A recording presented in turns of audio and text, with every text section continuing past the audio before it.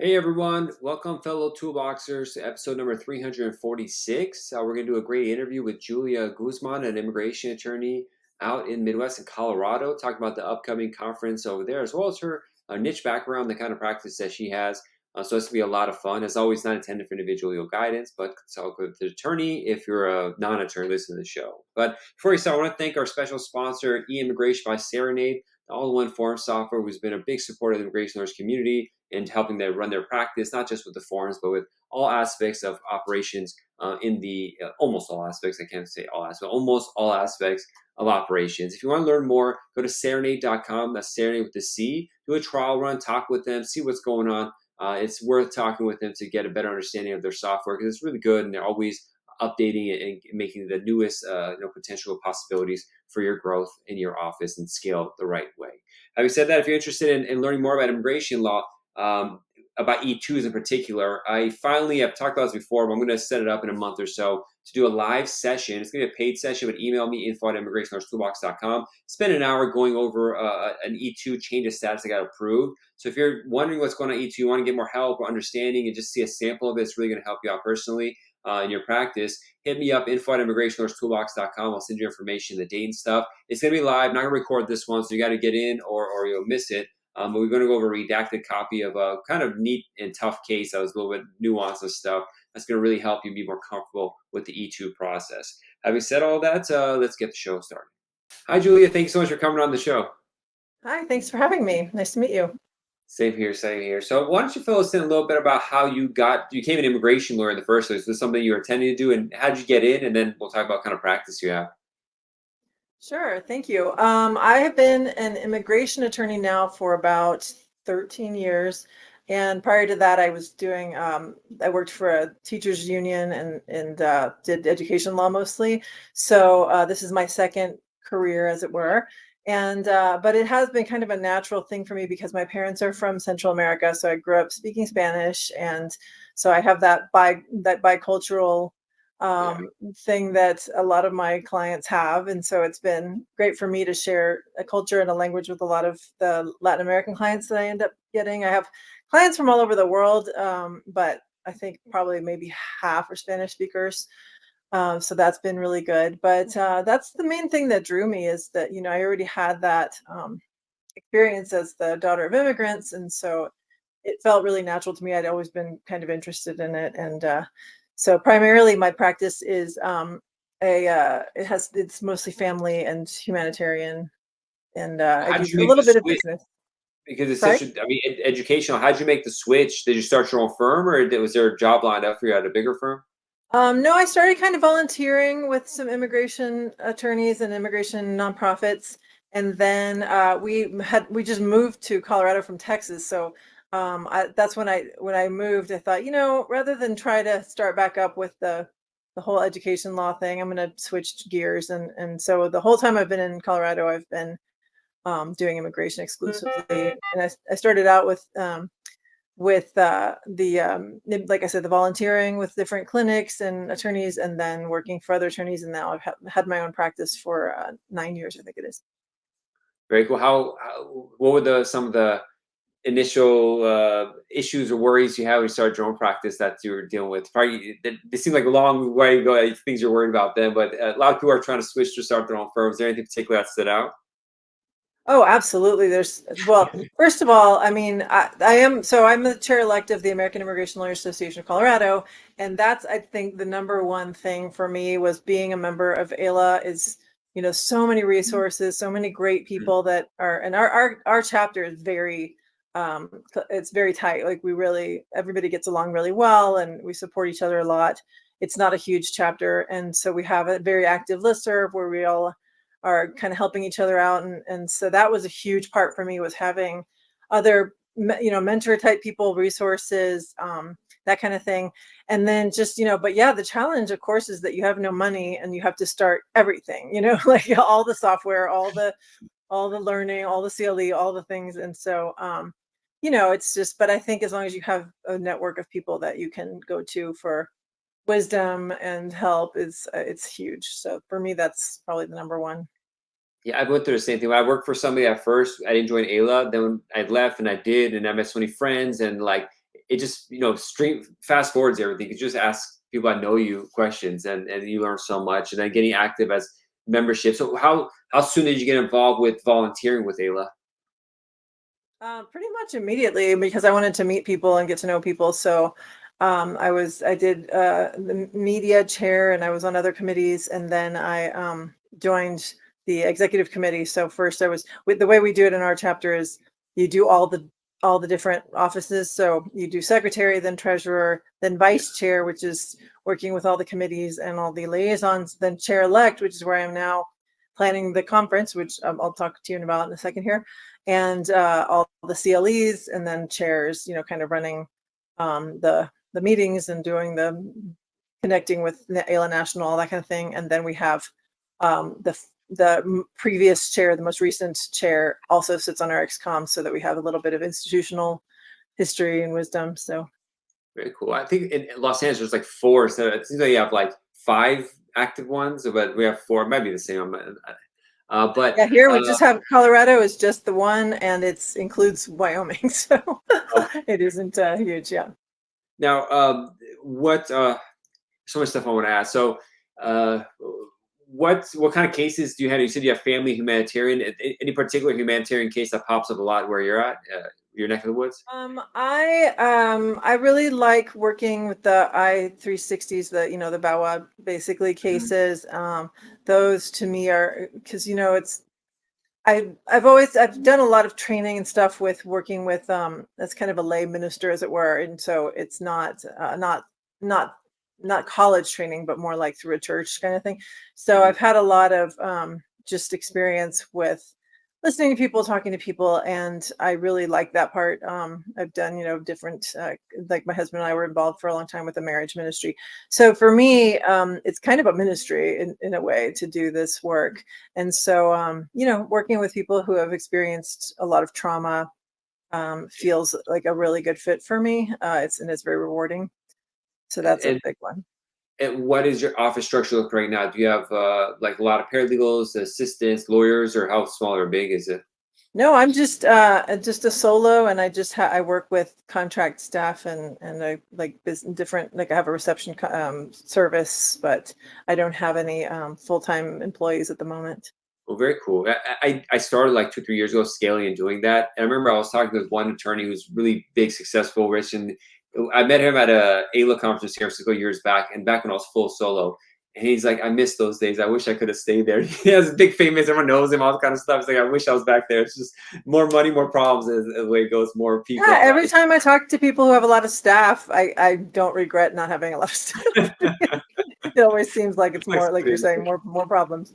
So Now we're going to talk about the local chapter conference you're having, but also I didn't mention, but next year the event's going to be in Colorado for the national chapter. correct. How involved do you have to be in that because it's your neck of the woods? Yeah, no, we're super involved. We've been talking to we like the some of the national folks who are planning it came down, and so I went around with them to the different sites that they were looking at for the big event that they're going to do. I mean, they already had their, the site for the actual conference, which is the Gaylord Yeah, Rockies, but just for their kind of, I guess, reception or whatever you want to call it that they do. party. So we kind of went around to different places. Yeah, I don't know if they call it a party or whatever, but yeah. And so I got to know them a little bit, and then we're planning a bunch of events that we will have that people can purchase tickets for. So the challenge is that it's kind of remote where the hotel is, the conference hotel. So we've got to figure out kind of how to get people into Denver and also into the mountains if possible. We'd love that because of course people are coming for to see that. So we're coming up with lots of great ideas. We have so many good ideas for things that we want to introduce to expose people to about what we love about this area. So it's Very very cool. My exciting. kids are finally coming big enough where like I'm going to start making the AILA chapter a family vacation. So this year probably going to bring the whole clan with me, and so it's gonna be much fun. So Other fun. years I just go myself, come back, but this year's gonna be fun. But what Yeah, this maybe time? spend a weekend in the mountains would be really nice. Yeah. Yeah, we'll probably come earlier a couple of days, so because during the conference, I'm just be there all day, meetings and stuff. But it's like maybe a couple of days before, a couple of days at the end, and I mean, there's no skiing because it's summertime, but like there's hiking and So much beautiful though. lakes. There's hiking, there's rafting, there's all kinds of things that you can do. So yeah. Oh, it's gonna be a lot of fun. I'm debating whether we should drive. I'm from California, whether we should drive or it's too crazy to drive from LA to Colorado or to Denver or not. But It'll be pretty if you drive. yeah, It's so a nice what is drive. the local chapter conference that you're doing look like? What's going on there? So we call it the Rocky Mountain Immigration Conference, and so this year we're doing one called Tricks and Treats because it's the day after Halloween. Tips for practicing immigration law in Colorado, and it's on November 1st at the University of Denver Sturm College of Law. And we decided to do it in November because of the fact that we were going to have the national conference in the summer here in Denver. So rather than we do it in the winter, like in our annual conferences in February. So we moved it up a few months because to give some space to people who want to do both so that they're not feeling like, they have back-to-back conferences in Denver. And so we're really excited because we have some great VIPs coming to the conference to talk to us. So we've got like the Mexican consulate, the consul himself is going to be there, and some ombudsmen they're going to be there, and a congressional staffer, and then we have the Denver field office director for Wow. USCIS. We have the UIR judge who's the head, whatever they call the head judge that at UIR. He'll be there, and then we have a bunch of different department, like a CBP person, a Social Security Administration person. So different government agency folks are going to be there, as well as we have some experts on, like we're going to have a diversity because now we have to have in our chapter we have to have a DEI credit for our CLE. So we're offering a DEI class about accessibility, or session, I should say. And then, so yeah, we just have a lot of, and then we have a kind of two tracks that you can do. One is for the business immigration attorney. So there's a 2 hour chunk of business CLE credit, and then there's the other is family and removal. So it's 1 hour is for family, kind of bringing back, since it's a Halloween theme. We have zombie laws is the theme of that one. So it's like some creative uses for different laws that maybe people don't think about, family, and then some practice pointers for removal. So it's going to be a really, really packed and interesting It sounds day. exciting. I've been having so many clients call me who did consular processing are not getting their social security numbers, don't know how to do it. So that like popped my head. I'm like, oh, I wish I could be there for that one. Just getting to know the district, that USCIS district, someone like a person that like, it makes it more real when you're communicating with them. There's issues. So I wish I could be there because I get a handful of cases a year from Colorado. It's kind of random, but there's a lot of immigration going on over there. I think a lot of people are moving there too. So there's just there's need for it. I wish I could make it. I wish I could just travel the country, go to all the Oh, different. we have a virtual option. So if you wanted to Oh, do you it do. virtually, you absolutely could. Yeah. The link, I can send you the link for the registration. It's a little bit long, but probably the easiest way to find it is if you go to Facebook to our AILA Colorado page. It's a group. But I think it's public, so I think you should be able to see it. And that link is there. And then I can put it, I don't know if there's a way to share it with you. I'll share the So link that when you I can. post it. The Okay. website's bibids.me, but it's like Yeah, you if you got go to it. Boulder Yeah, events, yeah, it redirects to Boulder events. So I'll put it in the list so people get it. But it's yeah. yeah, Friday, November 1st, 2024, 7:30 to 6 p.m. And so is the live going to be available, or is there a recording of it that people could access if they can't do the whole thing on video? It is going to be entirely on, like everything will be recorded. So what I don't know is if I'm trying to remember if we have an option for just buying the recording, because I haven't been thinking that far ahead. But there is the virtual option that people can attend virtually. So, and then or in person, of course, and then in Because person I've tried includes to a do lunch. events. The tech for events is super expensive and complicated. It's the one thing I realized. I thought, like, oh, just turn on cameras. So many cameras everywhere. It's like, no. For events and stuff, that you need someone to watch over it, and the audio and the video are whole things, and mics, and Yeah, it's the like, University of Denver has a great setup. They have that owl. I don't know if you've heard about that owl system where it no, like kind of rotates as the camera like looks at people where they are. It's very cool. very So cool. yeah, it's nice. And law student volunteers $0. Okay, so it's AILA members $400. Two remaining positions for law students. Okay, that's really cool that you do it for law students locally that could come and get involved. So I'll put the website up in the information below. I'm glad we had to talk before. It's in 3 weeks, so it's coming up. How do you practice and do this at the same time? Because it's Yeah. got it's a lot going on. I, yeah, it's not easy. I'm definitely spending a lot of time on this planning this conference. So, I have some catch up to do for my clients. Well, I'm glad we got to meet. I look forward to meeting you at the national conference this summer, Julia. Thank you so much for coming on, sharing the information. If people want to reach out to you, what's the best way? Social media, email, or website? But that you'd like to put My out there. website, I don't know if I can duck out of the way, is abogadadenver.com.